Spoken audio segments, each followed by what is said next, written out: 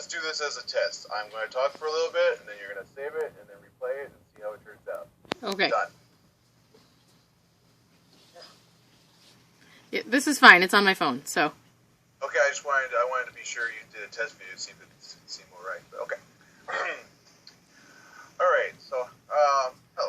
I'm Mike Gross, or Baronet Squire Colin Archibald, from Belhollow, Amtgard Group in Ontario, and I'm here to teach a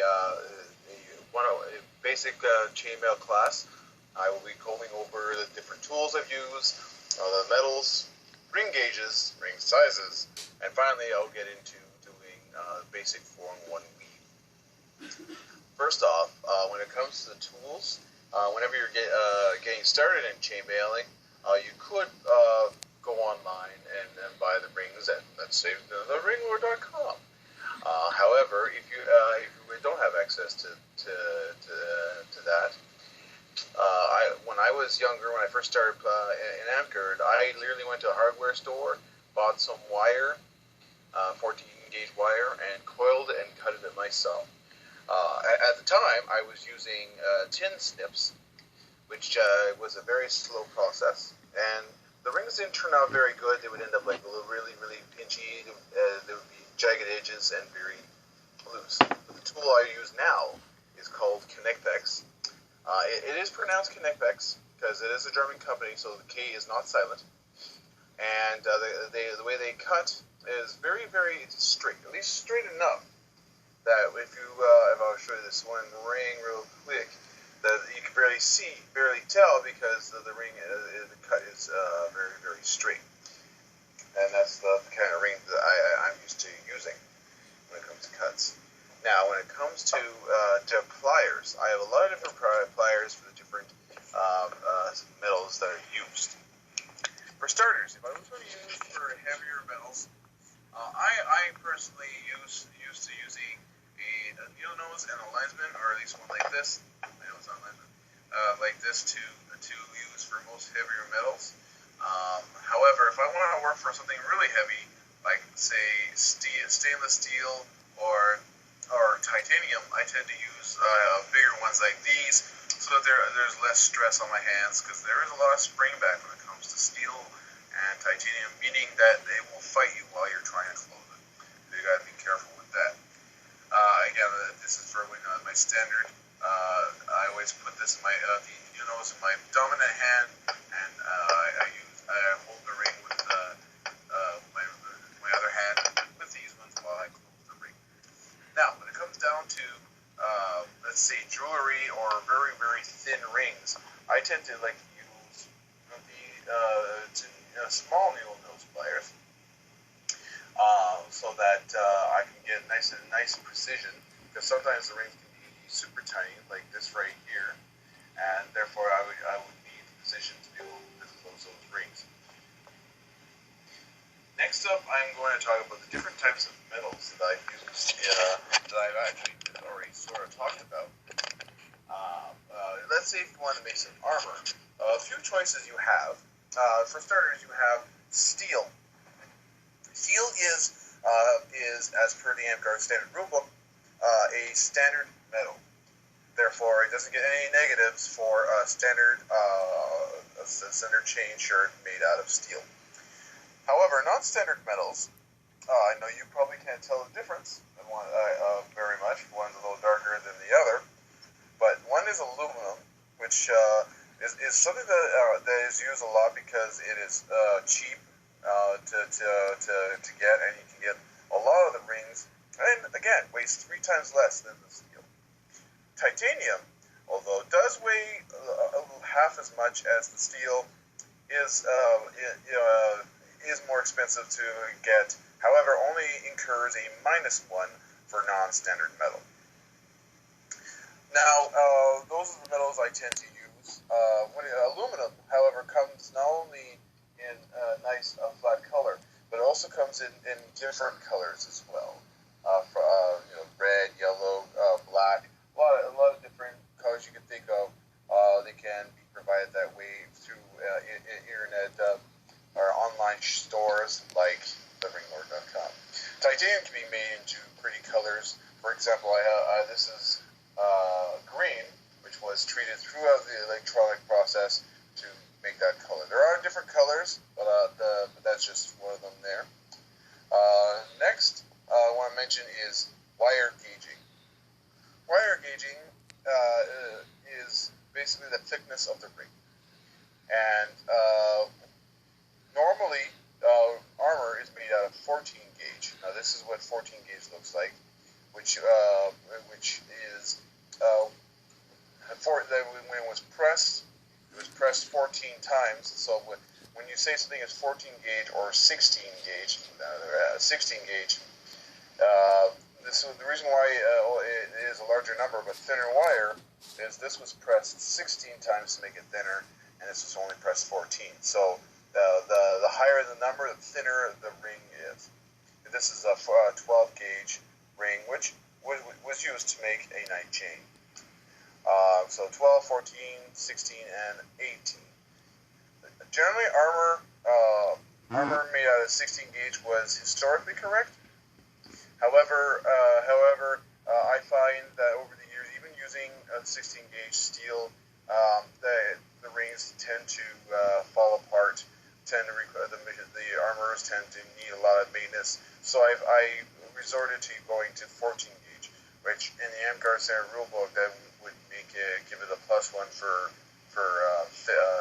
thicker wire.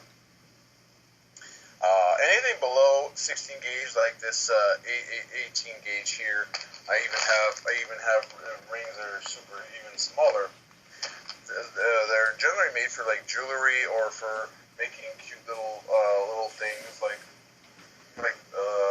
making cute little owls and such, using really small rings, and a lot of patience. All right, so that was gauges and ring sizes. So now I'm going to go over a simple weave with some aluminum, a 4-in-1 weave, which is a standard weave used in armor for Amtgard. And what I'm going to be using for this thing will be 14 gauge 3/8. That is a standard size. 16 3/8 was historically correct. However, I prefer to use the 14, as I said, so that it has more durability. So for starters, I'm going to get some loose rings. Now the basis for 4-in-1 is that there is 4 rings in every ring. So to make my life simpler, what I'm going to do is I'm going to open one ring here. Now I'm going to close these properly in a minute, and I'll talk about how it closes in a second. I'm just going to put 4 rings in, so that there is in fact 4 rings in the one ring. I'm going to close that up. Now, for me, when I close rings, the way I describe it is you're pushing it inward, so that when you try to close it, you'll see that, I don't know if I can catch it on the video, but it sort of went past it a little bit, so when I go back, there's a little bit of a snap. Like, you can barely hear it with aluminum, but there's a little bit of a snap that goes along closing, and then that way there's like barely any gap, and also there's less likely to scratch you when touching your skin, or less likely to pull your hair. Something that you need to think about when you're making armor. So I'm going to quickly close all 4 of these rings. Hold it a little to your right, please. Thank you. Sorry, just the camera. Okay. As I said, I'm going to close the rings for you. It's 1, 2. Yeah, 4. Okay. So, all right. When you have it sit down, you have your 4-in-1. Yeah, I did miss one. I'll fix that real quick. There, nice and close. I close thousands and thousands of rings, and it is something that I always look at whenever I'm judging a project, because you will be closing a lot of rings. If you're making a necklace, if you're making a shirt, you're going to be closing rings 200 to 2,000 times. So it's something that you need to make sure that you've gotten down. So if you see gaps, go back and close it before moving on. But if you're just starting out and you're just trying to get the weave down, it's good. It's still good practice.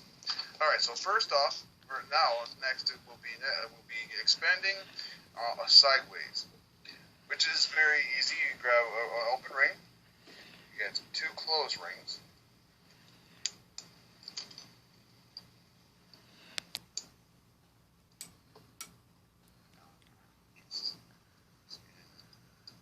One ring. All right. And now we're just going to put them through these 2 rings. In fact, if you hold it up. Lower it a little. There you go. When you're holding up, you can see you only put the 2 rings in. The 1 ring through 2 rings. These 2 right here. That way you know you're doing it right, and that there's a total of only 4 rings through this ring. And that's technically the easy way to start. And I'll just do it again.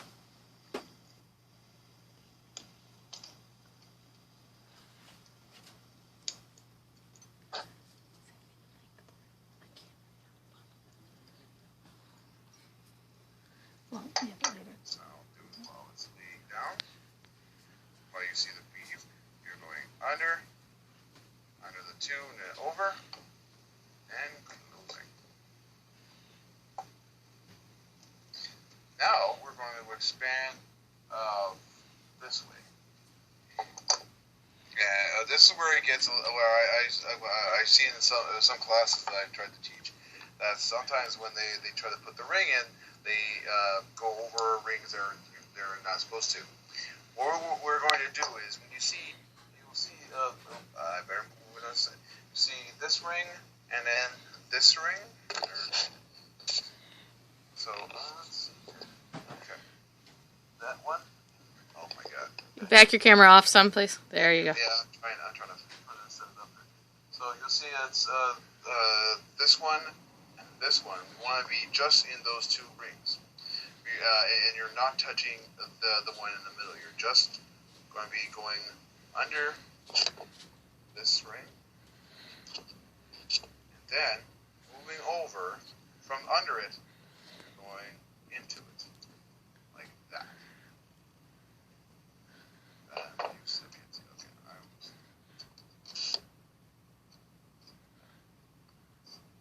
So that when you move it up, when you hold it, it's just in those 2 rings right there. At which point you just add 2 more rings.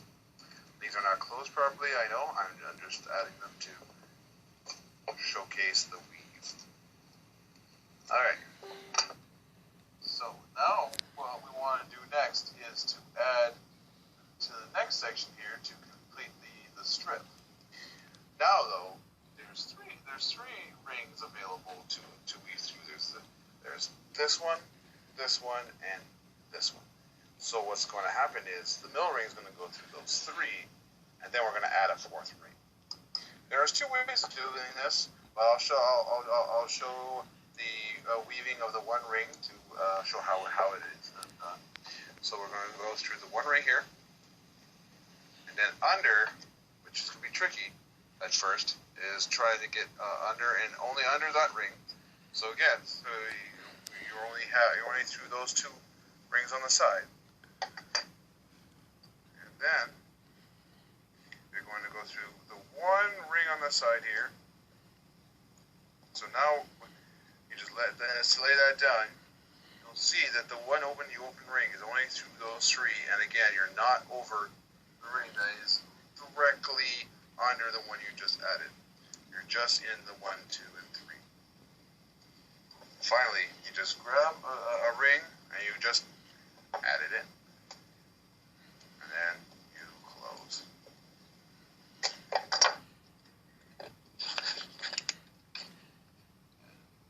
That is the basis of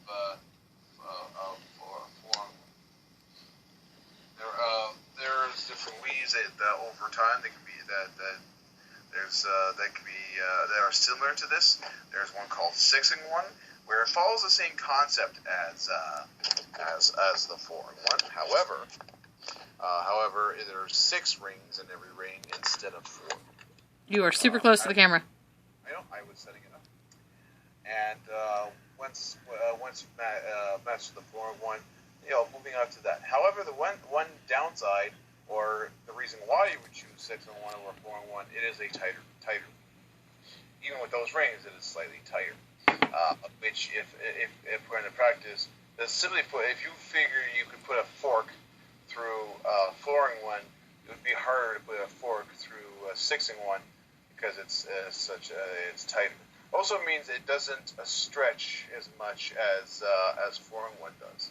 Now, when a chain sits on you, you want it to be sitting so that you'll be able to expand and release.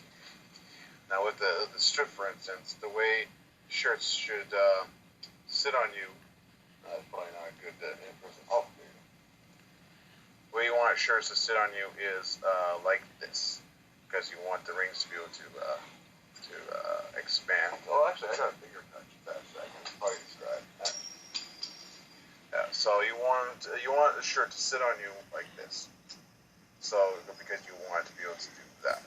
Because if you sit it like this, it doesn't really breathe as much, and over time, the rings will eventually pull themselves apart. Not right away, of course, but there is a stress that over time, and if you're wearing the shirt week after week at events or at normal field, and you're really into fighting, those some stress points will start to go over time.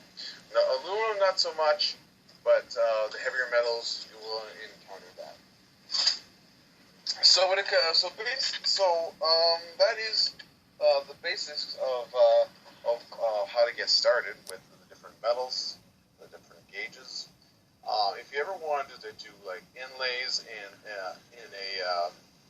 a shirt, I highly recommend a program that you can go online to look for. It's called Irregular Grid Painter. It is a program that I have used from Zlosk.com. That's a ZLOSK.com. But if you just Google Irregular Grid Painter, it will direct you to that site. It is very rudimentary program, kind of a version of Paint, because you're sitting there and you can color the different rings to create a design and then print it out, and you can just follow that to make great designs. For those who have seen some of my work, I have done chain shirts with a symbol of the moose from the park known as Belfast in Ottawa. I have done the wolf from the Wolfang group, and I've done a few personal heraldries over time. There is also a feature in this program which allows you to import images, but not how you think. You have to first move the image into a 8-bit design in Paint. You import into Paint, and then there's actually a system where you can convert it into 8-bit. If there's a lot of shading involved, it's going to confuse it. Again, this is a very simple kind of pattern, but if your heraldry has just like a few colors, it'll work just fine. There's more detailed explanation on how that works on their website if you want to look into that program. And it's also free to download. So I just promote it because I found that it does great for doing designs. So that's it for doing for pretty much basics. If you have any questions on how different weaves or how to even start a chainmail shirt, be sure to find me on Facebook under Mike Gross, and I'll be able to talk more about what I know. So thank you again to Amberstack for giving me this opportunity to teach for the Amtgard Arts Academy, and this was Chainmailing 101 with Baronet Squire Colin Archibald.